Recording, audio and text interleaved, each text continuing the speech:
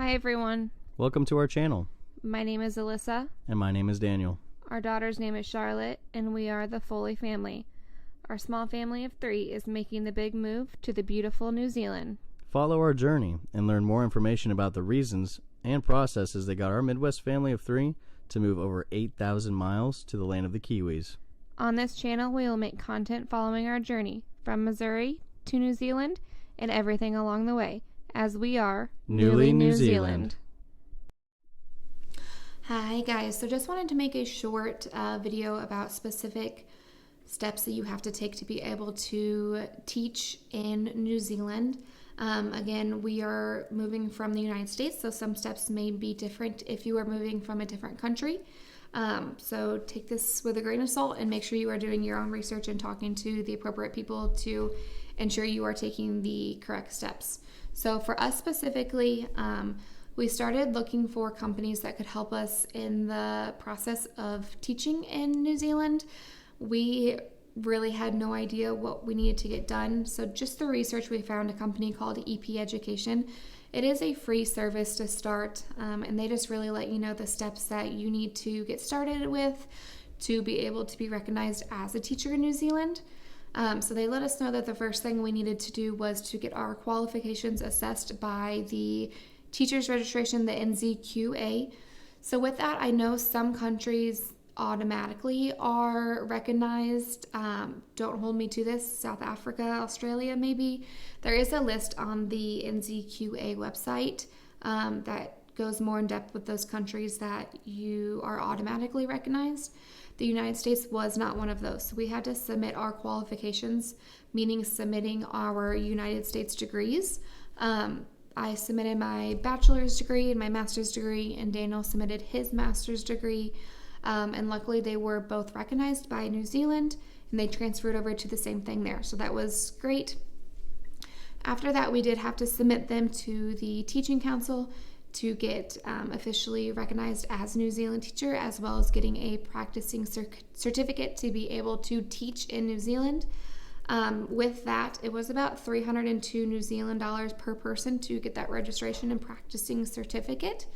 There are several different practicing certificate types that you can get based on your experience level, how long you have been in education, past mentorships you've had.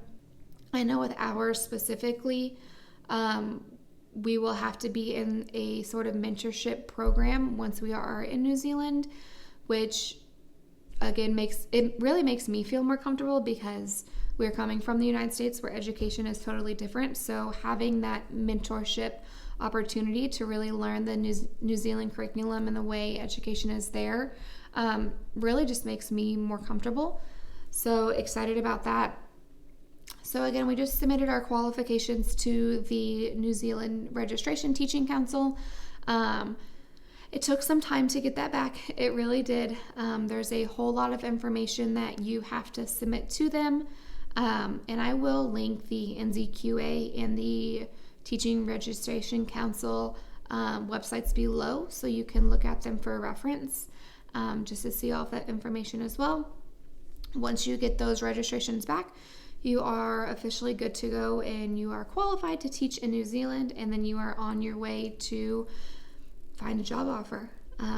I'd mentioned in the previous video, but there are several websites that you can look at for jobs in New Zealand. We used a website called Education Gazette, and that had hundreds of jobs posted. You could specify it by region, by grade level that you wanted to teach, by part-time, full-time, however you wanted to specify it, and just get from there.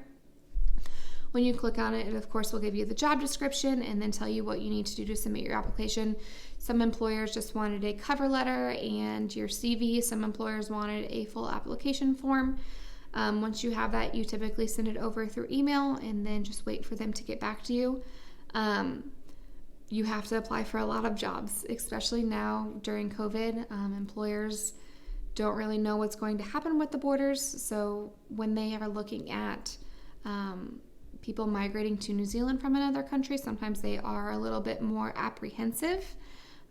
They also have to make sure to hire all of the New Zealand citizens before looking into those people migrating from other countries. So it's a long process. Just make sure to not get too bogged down if you are getting a lot of denial letters there, because it will happen. And when I say a lot, Daniel and I probably both got, 50 plus denial letters, and we just really tried to not let it bum us out, because the right job will come when it's meant to happen, and that is really what happened for us.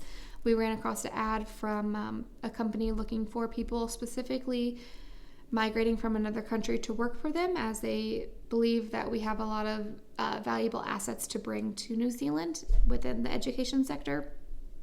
That is what we ran across. We applied, and then the interview process was super easy and laid back. Very, very different from interviewing in the United States.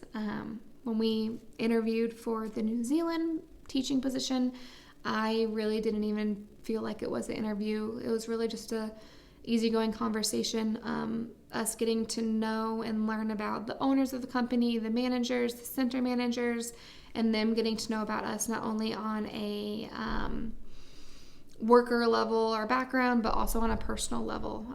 Talked so much about our daughter Charlotte, got to meet their kids. It's just a very different process, and it was super easygoing. Again, I don't know if it is like that for every interview process in New Zealand, but that is just kind of what it was for us.